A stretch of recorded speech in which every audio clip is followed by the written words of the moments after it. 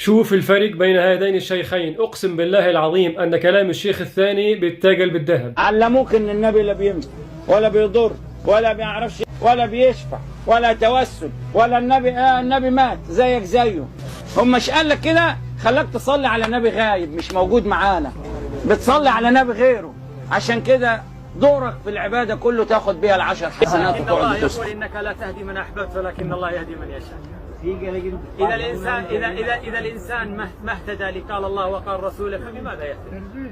فهذا رسول الله عليه الصلاة والسلام في حياته وفي عهده لم يسلم على يديه لا أبا لهب ولا عمه أبا طالب ولا أبو جهل، وقال الله تعالى إنك لا تهدي من أحببت ولكن الله يهدي من يشاء. فما بالك بهذا الزمن؟ أنت تقرأ الدليل ومستمع الدليل بين أمرين، يا يتبع الدليل يا يخالف الدليل. وأهل السنة والجماعة إذا سمعوا الدليل الصريح المحكم لا يناقشون فيه.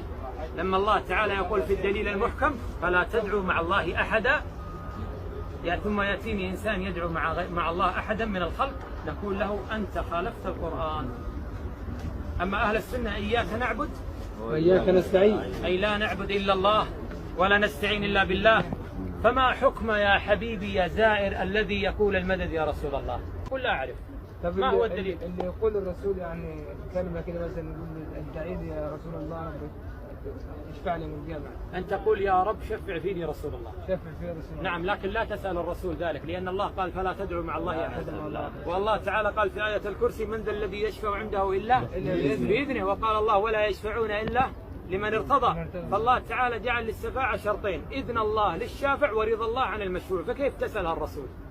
وهو لا يشفع إلا إذا أذن الله له ولا يشفع إلا في من رضي الله عنه، إذن لا يملكها. إن الرسول كان يقول لفاطمة ابنة بضعة رسول الله سيدة نساء أهل الجنة يقول سليني من مالي لا أغني عنك من الله شيء.